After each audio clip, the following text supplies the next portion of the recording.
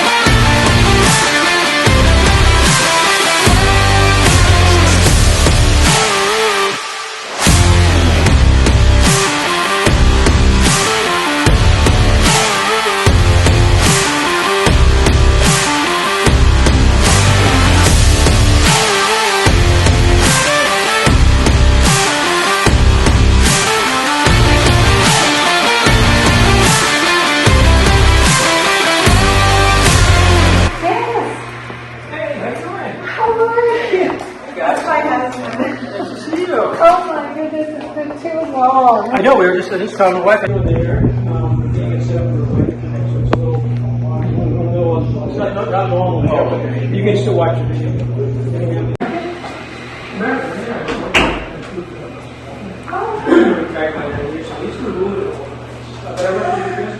A dugout canoe found in the Powell River, Kingston, New Hampshire, purchased by William Goodwin in 1939 and preserved in linseed oil. There it is.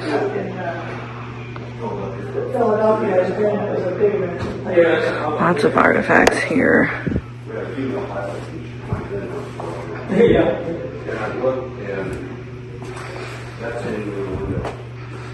Oh my God, you have to dissect. I flew it back in the United States. She brought in plants and they were in a Dogmen. It's so funny.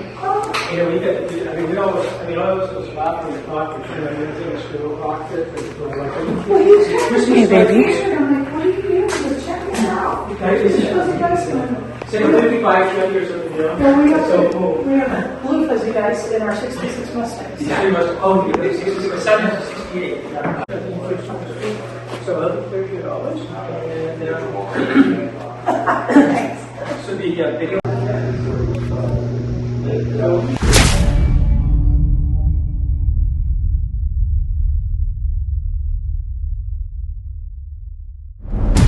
The sun cast a shadow.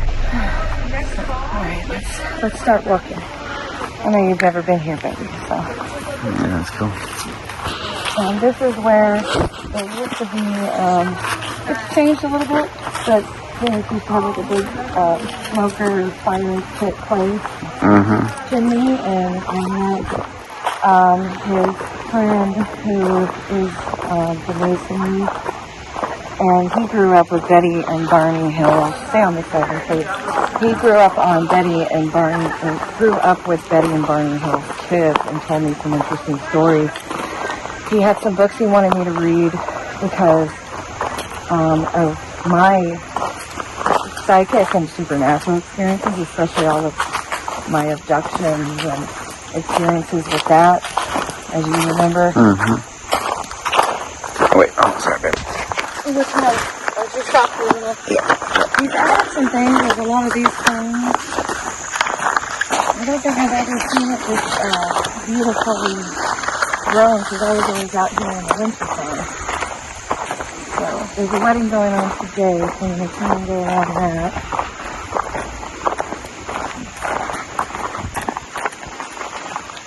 I don't know. It looks so different than wintertime. Wintertime you can really kind of see through a lot of this, but this is beautiful.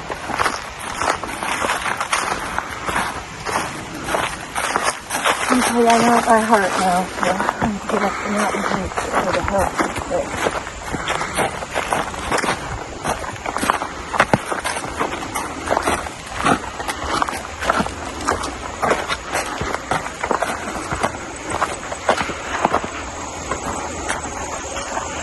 Be up that way.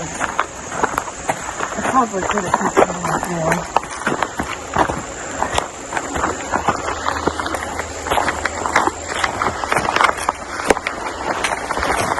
So Denise and I, I'm going to do a session or two in the Oracle Chamber, but we're trying to do it around the visitors, so.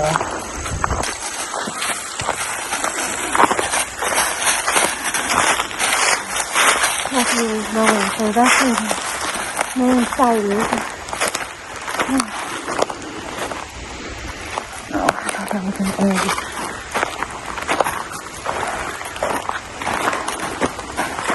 I should have lost some water. And now we gotta dry some tea.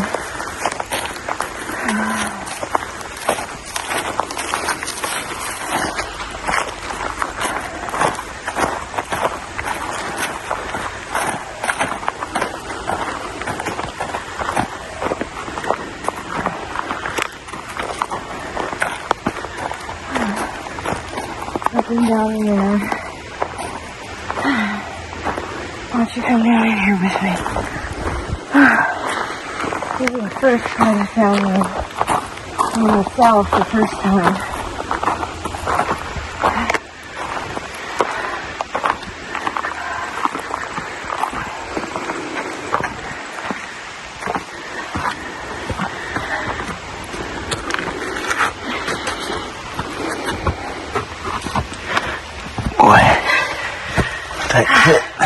Hand it to me, I'll turn the light on. Okay, careful. Alright. Yeah, there. Alright.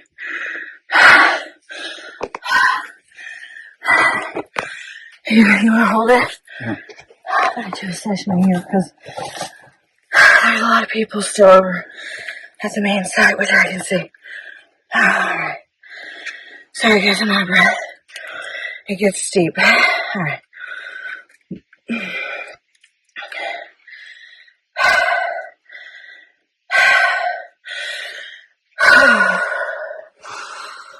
Oh God, Jesus Mary, Angels, Protector, the end.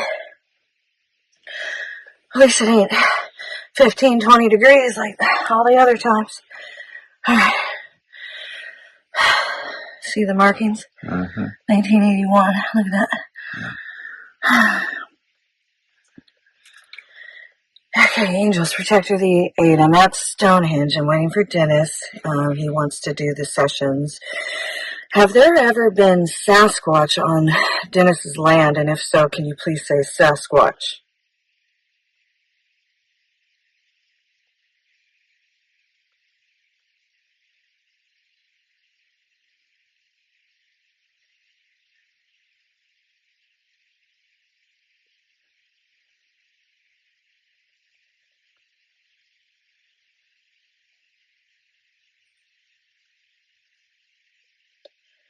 Thank you. And if there's ever been werewolves or dogmen or skinwalkers on Dennis's land, can you please say werewolf and skinwalker for me?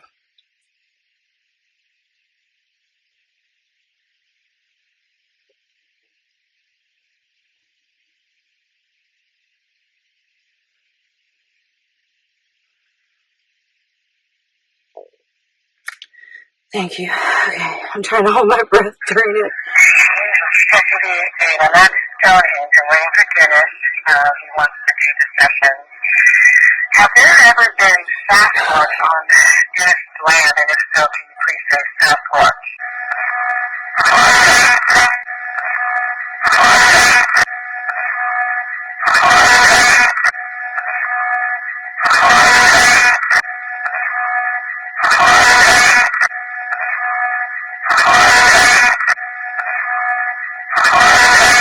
Thank you. And if there's ever been werewolves or dogmen or skinwalkers on Dennis's land, can you please say werewolf and skinwalker for me?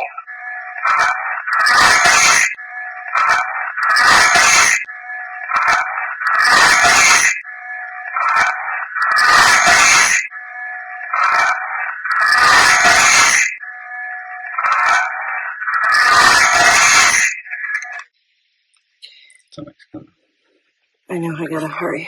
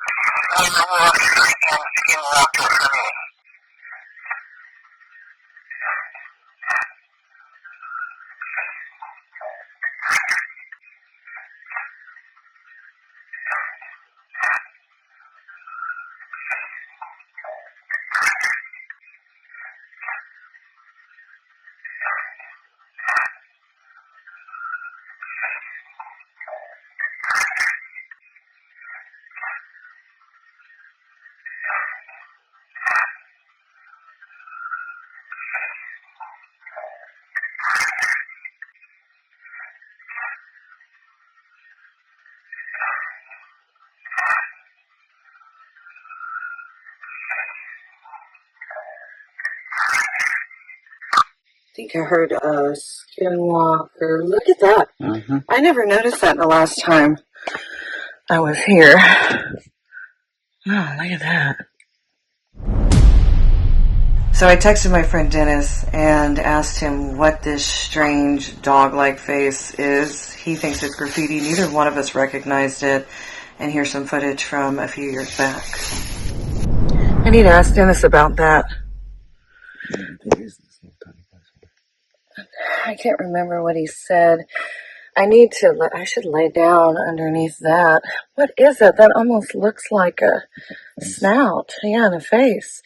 It reminds me of the picture I have that I think is a dog man.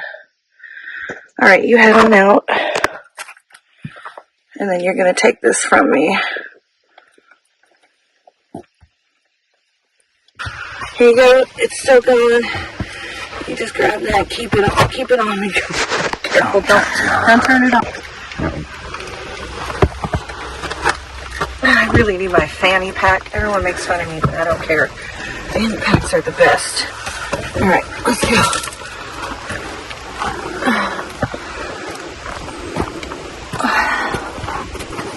Watch it. Alright. Look at me. I love getting dirty. Look at this. Yep. You're dirty. Is that? Okay, let's go. We've got a lot of people up here that it looks like they're out.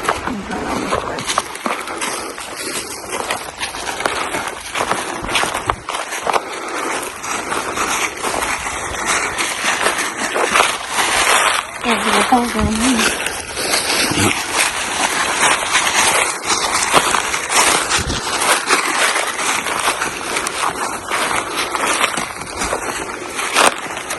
So different. It's beautiful out here.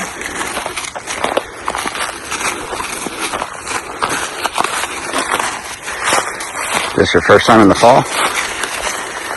Yeah, I think so.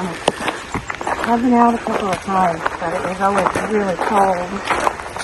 And the parking lot was all full of snow and ice. And so, with that time of year, most of this was not filled in at all like this.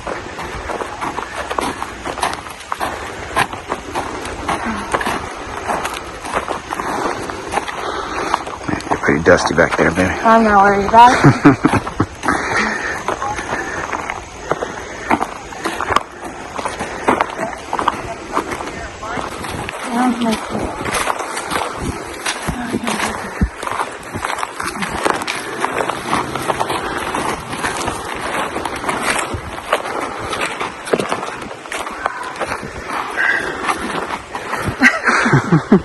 Welcome back to the store.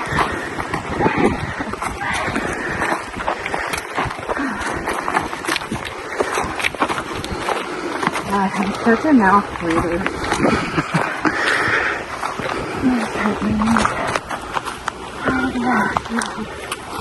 Beautiful. So many pictures of all the ventures they've been building. Wait till we get up there. It's really beautiful up there.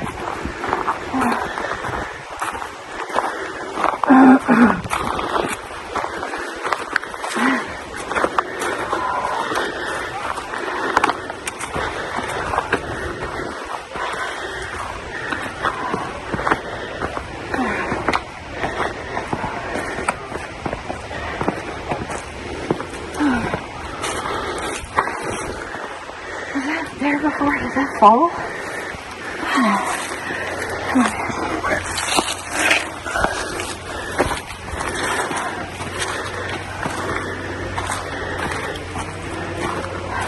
So, down there, this whole thing is the Oracle Chamber. And in there is where Dennis and I documented the EVPs. Sure, we're going to get down there. The other way. I think we went around this way. Let's go around. So I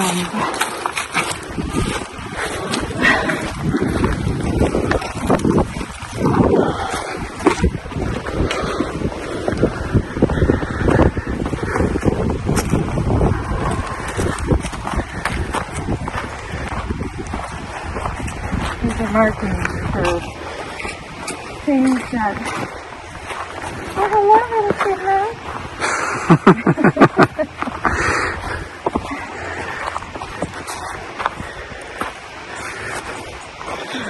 So in here, I'm going to focus on get a look. I think Dennis just drove by in his truck. Yeah. He gets excited. He's like me and all the other cryptid people. Isn't it neat? You can just get it from over there. Yeah, that's cool. And then this goes around down to the, oh, watch your head. Oracle chamber, you okay? Yeah, that's cool. What's the other side? Oh. You see Dennis? Saw a red truck.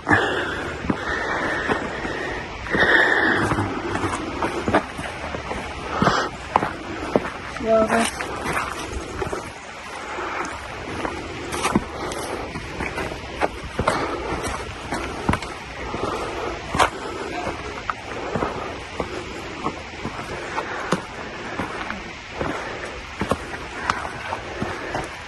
Well, we originally came in from over there. Mm-hmm. So let's turn the light on. There, light's on. Alright, here you go.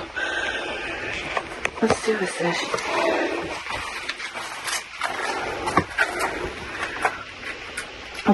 What if Sasquatch helped build this? I don't know. Alright. Sort of help move these big stones. Yeah. I get a lot of alien messages about stone moving with frequency and sound. Angels Protector the 8. Can you confirm that Sasquatch has walked these grounds by saying Sasquatch?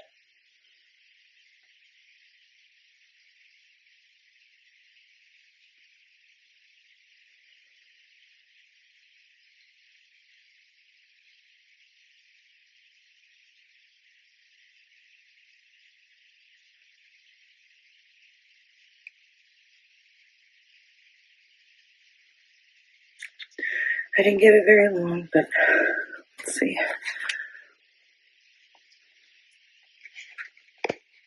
Oh, it didn't even do it. I had him on hold, my bad. Angels Protector, the 8. Can you confirm that Sasquatch have walked these grounds, this hill, by saying Sasquatch and Stonehenge?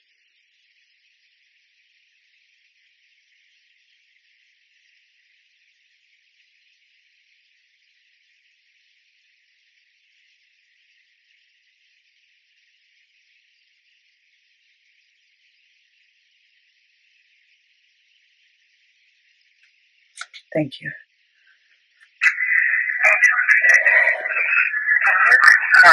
That Sasquatch walked these grounds, this hill, by saying Sasquatch and Stonehenge. Okay, that one didn't get much.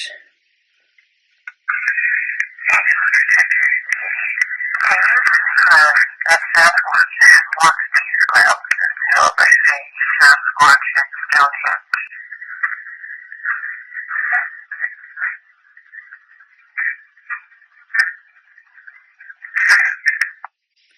Some in there. Is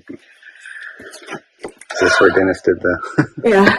This one, Dennis was a god. Kind of spooky too. So here's the speaking tube. The step here we think was left here. You stand here and like, I am the God of the underworld. Please accept. I accept your sacrifice. Your offering. Remember the hours of being a priest offering great destruction upon you. Just like a politician. Dennis, you're the chosen one. That sound like a god. I'll be adding that into this. I was like, he's the funnest guy on the entire earth, I tell you. He's definitely like, just amazing. Okay, so, I'm going to look down here real quick. So down there, let me show you this one. If you look right here, you can see right here, like the carvings that he was talking about, that Dennis was talking about. Mm-hmm. See that? Where's the other one? Up there. There's a triangle right there. Is that meant to... Is that something? I'm not sure. I don't remember him pointing that out. Mm-hmm. Oh, up here. Alright, let's go back down there. I'm getting hot. I'm going to have to take my sweater off. Watch your head.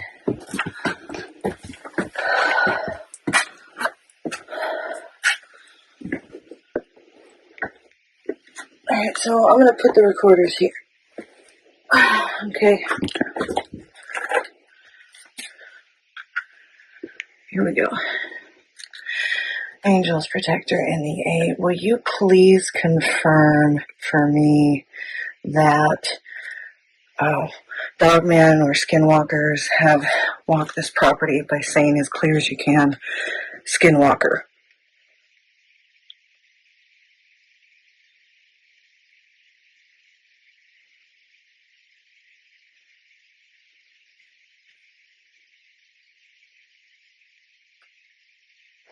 Thank you very much.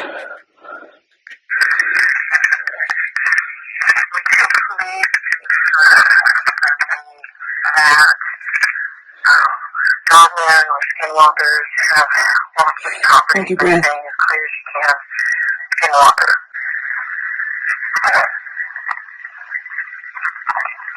Skinwalker. So it's skin walkers.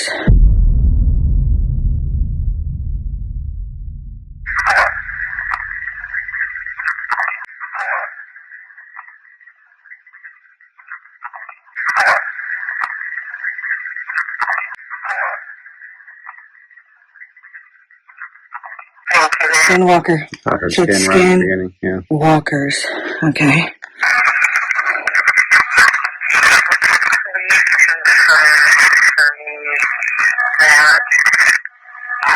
Dogmen or skinwalkers have walked this property by saying as clear as you can, skinwalker.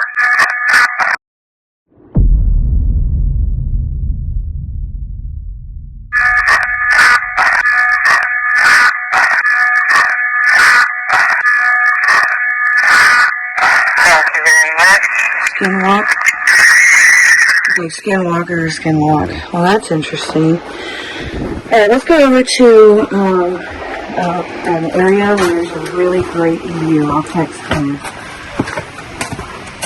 There's a really great view up this way. That's crazy. That's pretty cool.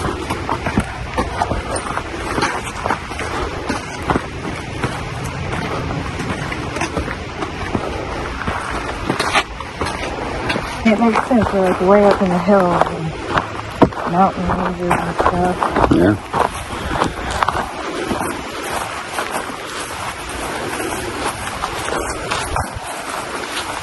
Sorry, I know I'm walking fast. We're on the time crunch today.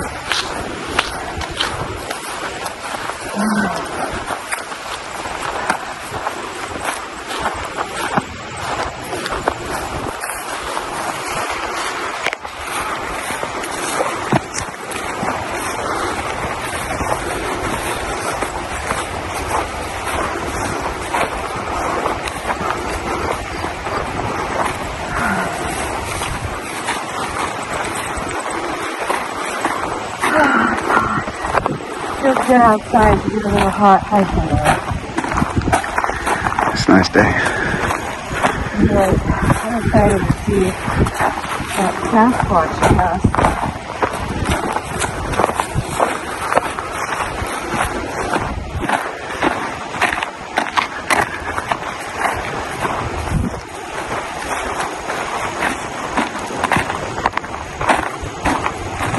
Oh, you smell that? Smells like marshmallow. Sweet berry, maple, almost some chocolate. This could be coming from the city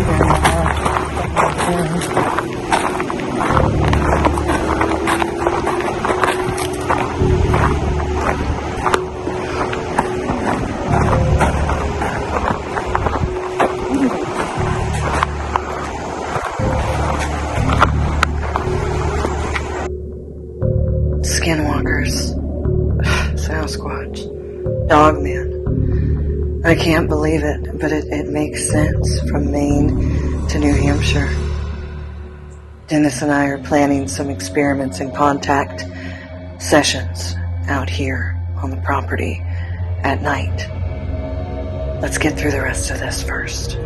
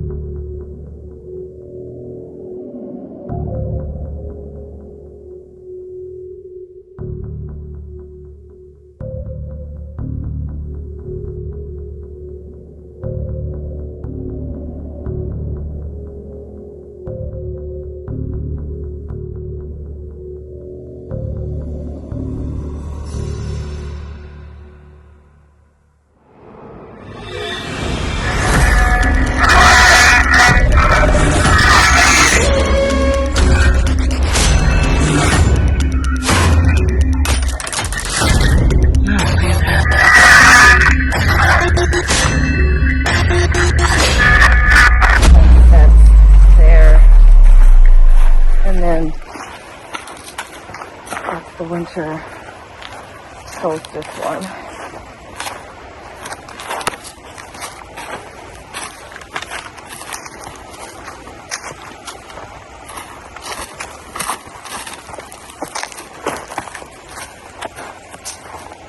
Good time of year to hike. Don't get too hot. So I was out there in front of it, and then, you know, because I had documented EVPs of these aliens saying that they were going to fly in a saucer. I'm like, what? Well, then it happened. There were 3 of them, but they were UAPs. They were lights, and they all just sat there. A big, huge aircraft went by. It was like a gray or black. I don't know if it was military or what. And they just, one at a time, disappeared. And you want to go over to the monolith? I got my flashlight stolen too, so I got to turn that off in a minute. That's the winter solstice one. I've come face to face with a skinwalker and several other kinds of entities. This property reminds me of my ranch in Texas, where I photographed a skinwalker and several other entities. I walked right through the pitch black darkness. I knew exactly where these entities were, where the skinwalker dogman was. And I walked right towards it until something ethereal told me to stop. And I took a picture of it. And it was the scariest I'd ever been in my entire life. Can you imagine being here on the top of the hill in the pitch black darkness or under a moon, attempting to make contact, which I know for a fact I can do?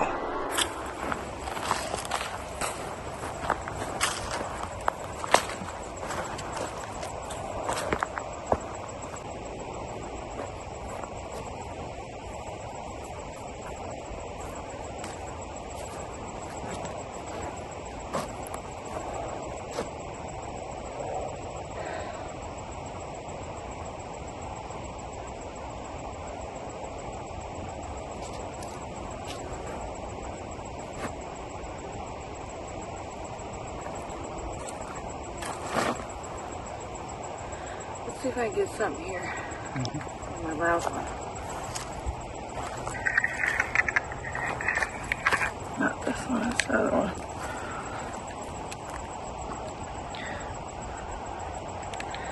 Now, I don't know if this is going to work, but can y'all say, the spirit's with me, can y'all say Skinwalker to confirm the presence at Stonehenge?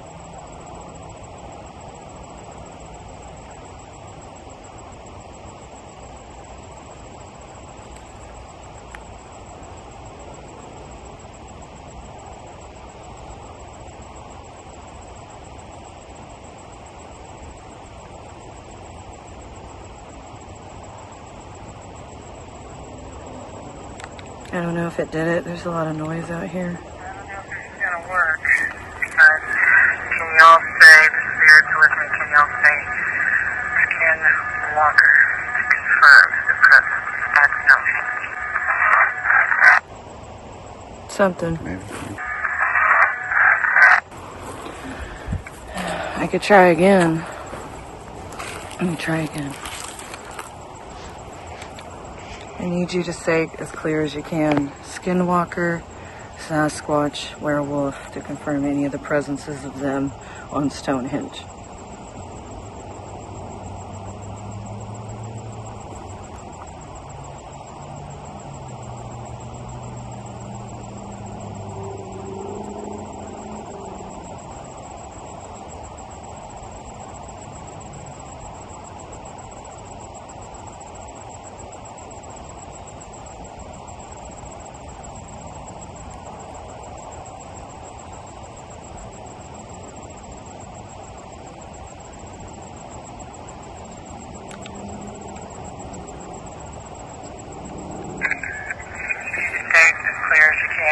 Skinwalker, Sasquatch, Werewolves, to confirm any of the presences of them on Stonehenge.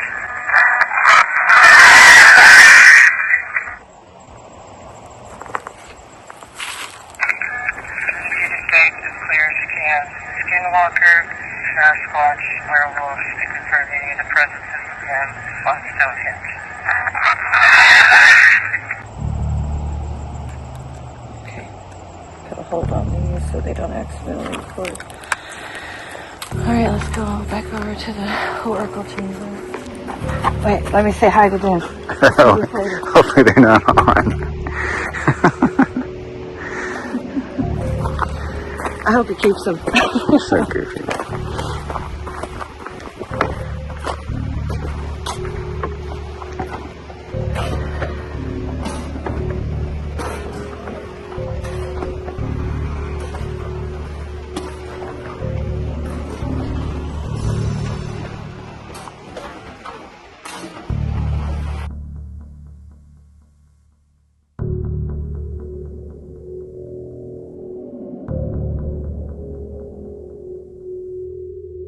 Specifically built in alignment with the seasons, the days, and the stars.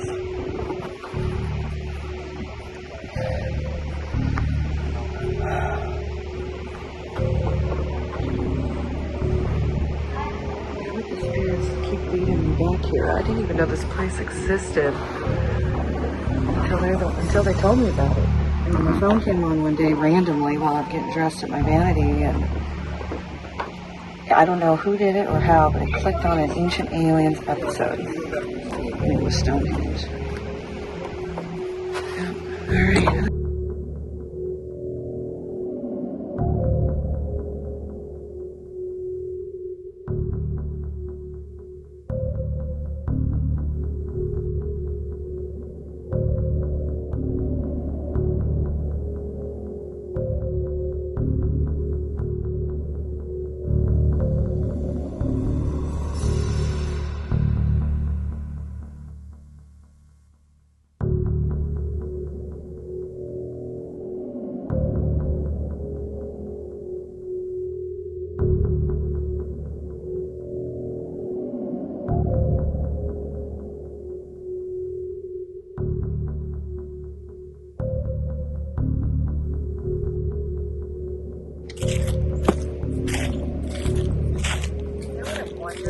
What's that? If any of the Sasquatch or Dogmen, Skinwalkers, whatever, if they ever watched this, you know? Yeah.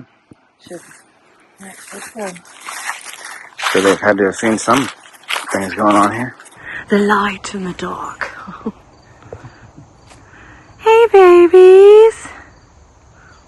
Oh, these are cute. Yeah, my son made those. He did that. You did? Check yeah. this out. Those are cool. There's so here it is. Can I touch it? Yeah, we take it right out of there. Dennis. There you go. Now, where did your father, Robert Stone, cast this? Yeah, so, well, if we go back probably 20 or more years ago, my dad had that in his home, hanging on the wall. And one day I was down in his office, and I looked on the wall, and I said, what is this thing?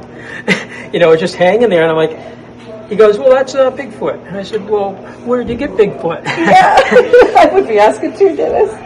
Yeah, I mean, I never saw that before. And then he gave me a story that he got it from a friend of his, Professor Charles Hapgood from Keene State College. Oh, I remember that. And Charlie Hapgood was kind of known, and you'll see his name every now and then come up on TV, like History or Discovery, because he had the thing about Earth shifting crust. And his students at Keene State College also worked on the Perry Reese map, which shows the Antarctic without ice on it.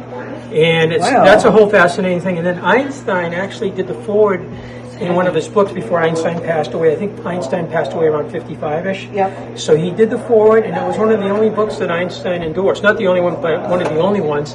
So he became a good friend of my dad's, and in the late 50s, early 60s, he started getting really interested in this site.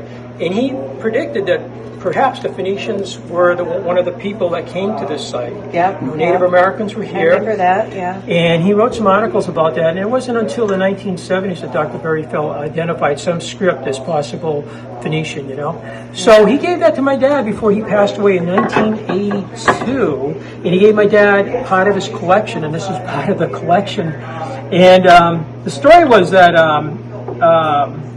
in the 1960s, it was Sir Edmund Hillary who climbed Mount Everest. Went over with Marlon Perkins from the Mutual of Omaha's Wild Animal Kingdom, which I believe that show has been on recently, even today.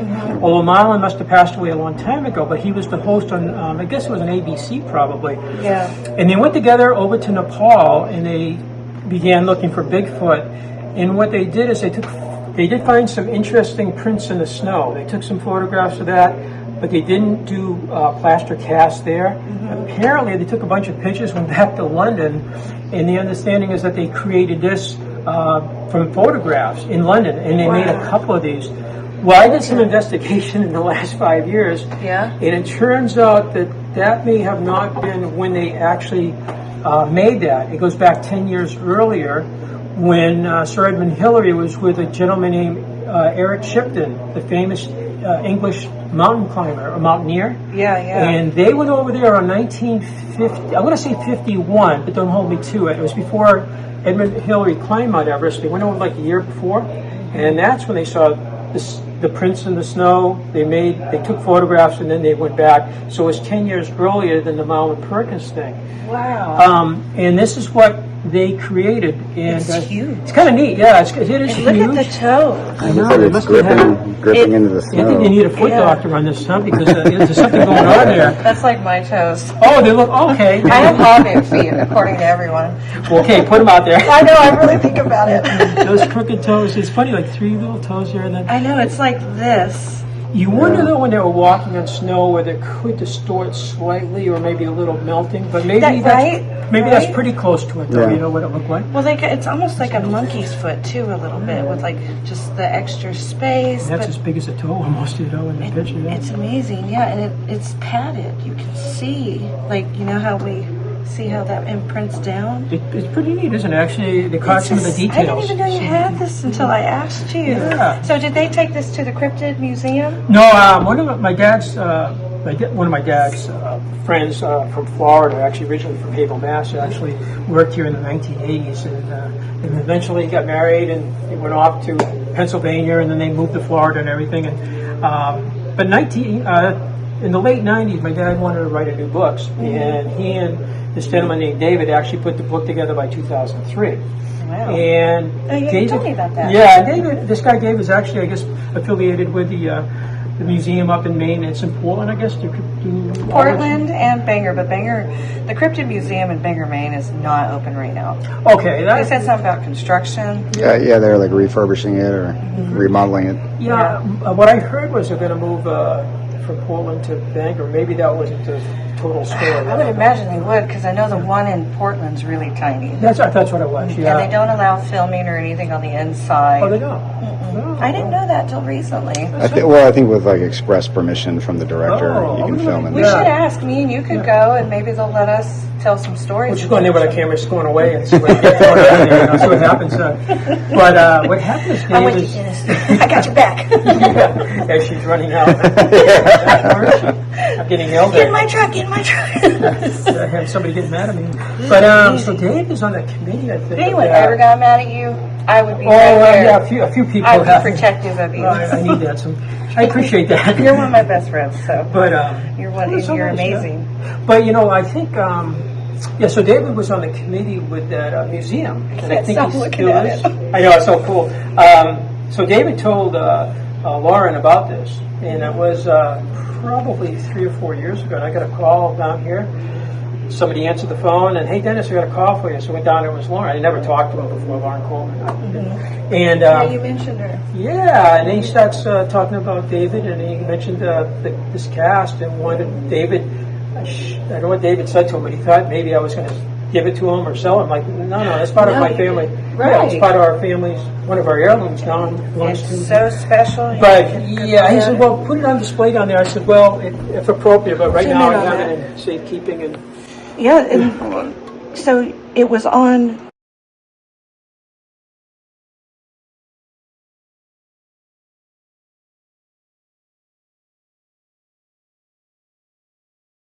Robert, your father's wall? Yeah, I was on this wall in his office downstairs, and actually, if you turn it over, you can see where he hung it from. I saw that, Yeah, and I was looking yeah. for initials. I don't too. know who would have done that either. I don't know. It's got like, did they do that back then? So I still have some questions about it.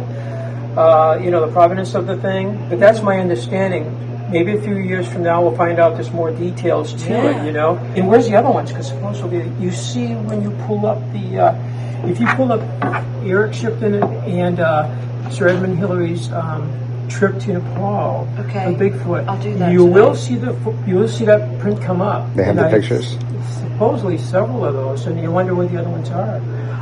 But he really wanted that up there. I'm like, well, something I got part of my dad's collection. Yeah, I wouldn't. These are all my dad's collections. We have So what is thousands. it? These are all 100 years worth of files of this place. Would you ever let me just sit here and go through them? Well, I wouldn't mind. Yeah. Read it? Or you could tell You me can see things? we got, the stuff just goes back 100 years, and we have even more over here. It's all been scanned and digitized, and you can see there's more in here, it just goes on and on. That's incredible. It took years to do this.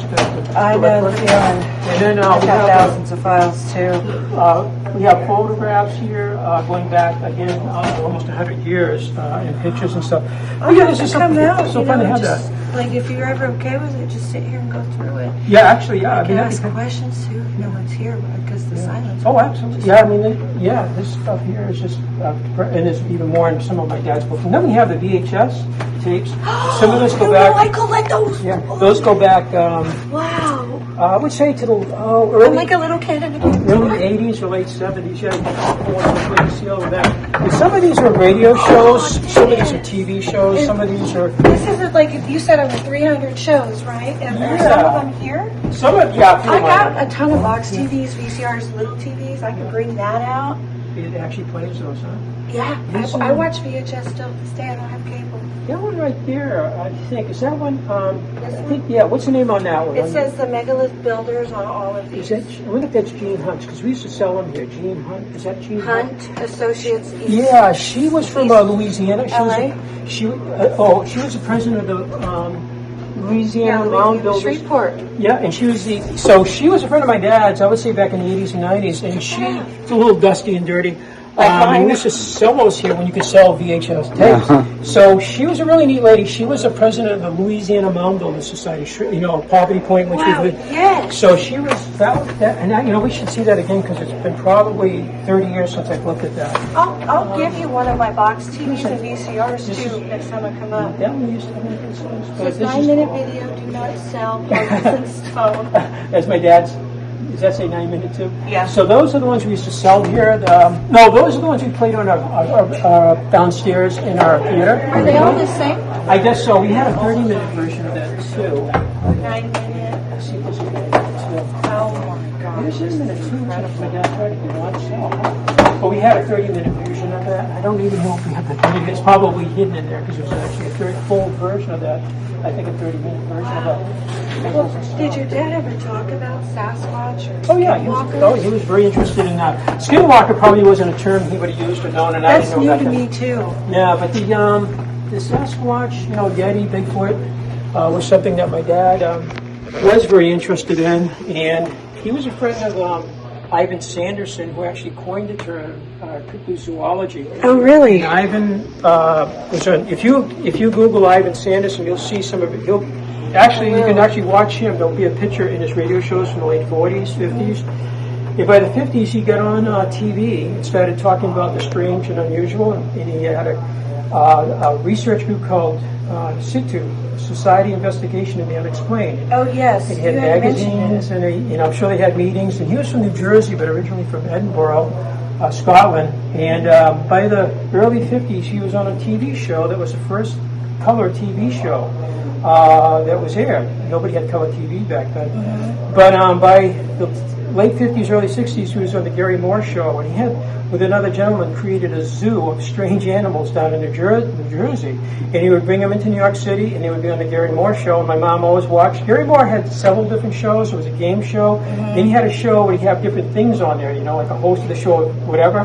And there's Ivan Sanderson, and he became a friend of the family's. Well, that sounds so familiar to me too. I'm gonna have to look all this up. He's good. He's like Rod Sterling. Has a really good presence. His voice is very good. It's very strange and like kind of strange like that. Otherworldly. By 66, my sister and I and my parents, we went down there. We stayed in we stayed at this place near his home. We visited his home, and we could see his zoo. And by that time in the 60s, I think he was letting his zoo kind of wind down, I guess. I mean, there were some animals there and everything.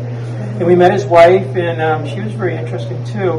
And then the next time, he came up here a number of times. The next time I really remember him was in 1970. And this first show I really did about this site. So my dad and I remember that. Yeah, we flew down to New York City on Eastern Airlines. And Yeah. I had the Eastern Youth card. We flew from Boston down to LaGuardia, and we got a cab ride downtown, and it was exciting for somebody. I was just 16 years old, and we got a hotel. Then we went to the skyscraper where WOR was at the time, and you go in there and you check in with a gentleman there. Your name, you sign it off, and he gives you a badge or something, whatever. We got on the elevator, went up to the studio, and that was very exciting. It was a Barry Farber show. Barry Farber was. I'm so proud of you. So Barry Farber, if you Google him, it's like, I'm surprised he's like one of the, he was on until recently, all these years later. And WR was one of the biggest. Is he not on anymore? Well, I think he may have, it's possible, I should Google him now, because he was one of the top radio hosts of all time, they say, one of the top 10 or whatever. Wow. Which I didn't really know. I looked Did you know about that? I looked up like, oh, this Barry Farber. But he was on vacation, so Ivan took over his show for the evening or that week or whatever. Yeah. And so James Woodall, our archaeologist, my dad and I, we got to get in there, headphones, sitting there, and we got to do the show. And it was, I think, kind of a late night show, like a lot of them are. A lot of them are. Yeah, coast to coast. And all that. Yeah. And I'm reaching out to George Norrie next. So yeah, I did. I'm going to tell him about you too. I did about 5 years ago. I did George. You were on it though. I was right? on it. Yeah, I was on George. And then I got a thing about 2 years ago to go back on it from his what do you call it? His producer got a hold of me. In that week, I had it was a very busy week, and I had a couple other shows and the TV people coming up here, and they wanted me on in the middle of the night again. And I just said, I would love to be on your show again. It's been a couple of years, but I said, is it possible that I could do it maybe in October or something like that, or whatever it was. 2 years ago? Well, it was 2 or 3 years ago. Yeah, I forget her name. And so they said, "Oh, that would be fine. We have spots coming up." And I never heard from him again, so I don't know if I made him mad or not. No, but I always think that too with people. Maybe not, you know. Like we're sensitive. But George was great. He was really nice. Yeah. And I had him wanting me back on. It was wonderful. But that week, like 4 or 5 things to do, and then we're working here 7 days a week. Mm-hmm. I mean, I was exhausted, you know, and I don't want to go on from 12 to 3. I want to be awake and I want to be able to do a good job. Yeah, you don't want to be fatigued. You want to be professional, you know, right. a good representative. You don't want to come off. So I was beaten, and I never heard back from him. But I've been on Richard Hogan's show too, and he's kind of a well-known guy too. But yeah, the Barry Farber show was the first time. Yeah, we really. That's amazing. My dad did some before that. He did? Yeah, WBZ Radio, I think. I wonder if that's on some of these tapes too. Yeah, he has some there. Even down in Hebrew, Mass, is a show, radio station. They just had it on Channel 5's Chronicle. Mm-hmm. The station's been around. You sent it to me. That's right. That was good. I think. Yeah. And it's a kind of a rock and roll show, and they have their talent. You know, these people that are on there, they're pretty cool. It says we're still kind of like back in the 80s and 90s. Today is so different because of media. Different. We're kind of the old-fashioned, and we talk, we have stories, we play music, and that's a station that my dad and I went on, but I think it could have been their AM part of the dial rather than the FM side. Okay. I think, and this was back in the 80s, and I think we have that recording there too. I bet I can find it too. Yeah. Well, let me know if, you close down in the wintertime. No, we stay open. Yeah, we have 2 days off a year. 2 days. Christmas and Thanksgiving, and maybe a snow day. Yeah. Well, when you want me to come up and I can go through this and watch these, that'd be fun. Actually, go through that. It'd be fun. If you have I love that stuff. I have a. I'll get a hotel. You know, we'll figure something. Yeah. You know. How far away do you live? So Central Mass. So it's an hour, 10-minute drive. Oh, that's not too bad. It's not bad at all. I mean, I had some traffic today because it's Saturday, but you know, I would I could spend years going, I mean, you don't understand, this is full time for me. So I have the time to do it. I'll read all this, I'll watch every one of these, I'll go through every one of those, and we can start connecting dots. That would be awesome. Because But I need to know, Yeah. have you ever heard howling out here, and have you ever heard wood knocking? Because you grew up, so Dennis used to run around the Oracle Chambers as a kid. They play hide and seek, they do all these, you know. So he grew up here on this whole land. started back in 55, when I was about 18 months old. So, yeah, the knocking and howling. Like, you know, like tree knocking or like anything. I'll say the family has seen it, Strange. and I don't want to mention too because they actually don't like talking about it. That's okay. And this I goes back understand. 30 years ago. Okay. It was two of my family members that actually saw things up there that they thought were shapeshifters. Okay. And Really? it kind of a little, I'm sure a little bit frightening for them, you know, yes, and it at is. the time, It yeah, was it's for 30 me. years ago. And I know I know they don't like they don't like talking about it. You know, I you might be able to personally do it, but they won't do it on camera. Just That's because okay. of think If about you that. think of it too, you can text me, call me. Yeah. Because there's reports all over this area with it. I mean, it's blowing my mind. And then all the way, and you're not far from the abduction of Betty and Barney Hill. Right. It's right up the road. Yeah, It's the not that incident far. at Exeter, right up, you know, that incident at Exeter, it's only 16 miles from here. Yeah. And I've seen, it's funny, one week about, just a couple years ago, my daughter-in-law, she saw, she was walking her dog at night and looking over the hill, because they live on one side next to us, we're on the west side. Yeah, I The remember. backyard is looking up here, we're in a remember that. cul-de-sac. Yeah. And she's walking her little dog, and she looks up and she sees something that looked very strange, and she took photographs of it. I'm sure she still has them. Our neighbor, who actually was working here part-time, she lives on that side of the hill, on the north side, looking south. And she didn't have her glasses on, unfortunately, so her vision wasn't perfect. She's up in the middle of the night getting a drink of water, looking out her window, I guess, and she thought she was looking at the moon. And she's staring at it going, huh. And then she looks over to the right, I believe it was, and she sees the moon. So she sees two moons, like, and this is about the day before her birthday. Okay. It was a different night, but the same kind of thing. And then I was riding my ATV around collecting some firewood, doing some cleanup of it. I do that every day. And Yeah, I'm looking up at the sky and I see, it looks like an airplane. It's a pretty clear, sunny day, probably around noontime. I'm looking at it. I'm like, okay, I can see the fuselage. You know, it's reflecting in the sunlight. Yes. Kind of cigar shaped, and looking at it. And I had stopped the ATV. I might have shut it down to pick something up. I'm looking up at it. I always look at the sky. You know, I used to fly somewhere. And I'm looking at it going, how come the figures are really moving? A jet, they move fairly quickly. You watch them. I mean, they're moving along. I grew up with Air Force. So you know, my yeah. grandfather built the jets. Oh, yeah. I mean, yes, you know aviation. And, you know, below 10,000 feet, you have to do 250 knots. That's 288 miles an hour. And then you have a wind effect, you know, tailwind or headwind. But this thing wasn't moving. And if you're above 10, this It was was hovering? Yeah, well, it looked like that. It wasn't motionless, and to me, it looked like it was above 10,000 from all my, experience. Whoa. I'm like, and then above that, you would be going up above 250 Cigar knots. shape. You're starting to accelerate. That's just the speed limit below 10.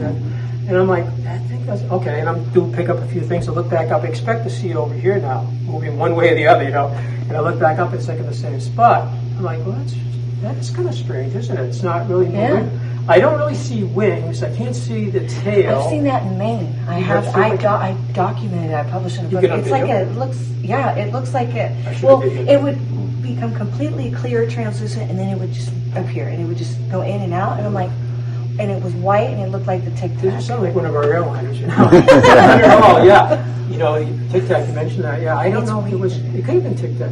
But I thought. Yours was cigar shaped. You said, right? Well, mine was like the fuselage of a plane shape almost, kind of, but it was so, it must have been above 10 because it was pretty far away, Yeah. I could just barely make out the fuselage, but I don't see wings, I don't see the tail, vertical stabilizer, horizontal, any of that. I don't see any engines or anything like that, of course, no contrails. You won't see contrails every day anyway because of this to do with noticed humidity, that. and in the atmosphere, but if you see a contrail, basically that's a meteorology-wise, if you see a contrail from a plane, usually you'll have rain within 24 to 48 hours.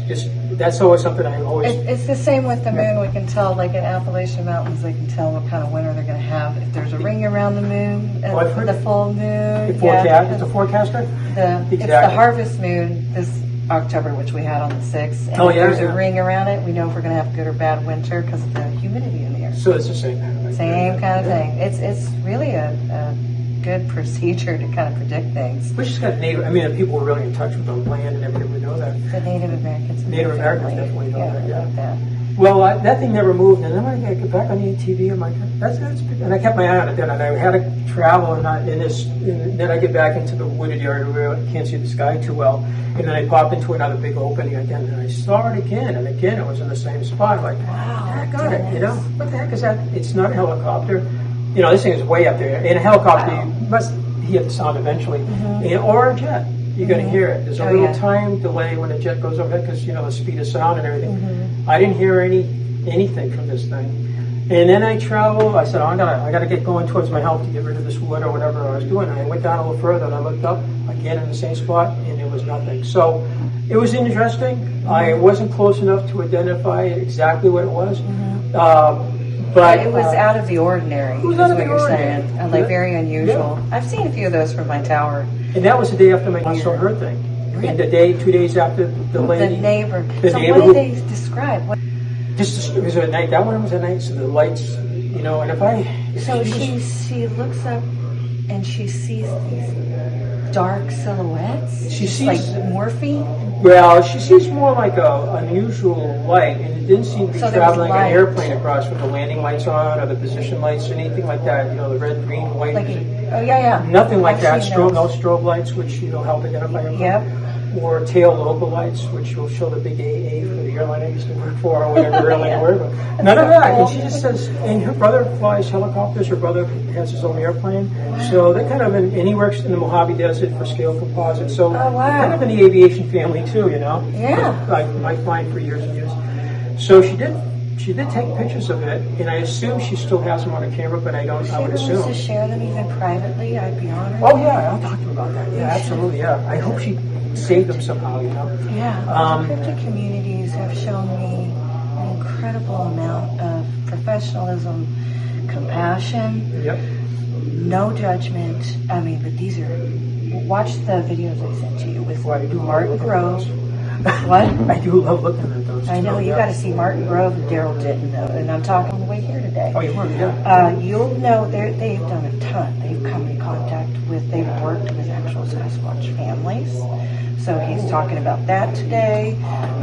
I'll send it to you. Yeah. I'll resend it, even if I already sent it. I'm going to text it to you. Hey, cut that real quick. I want to ask you: is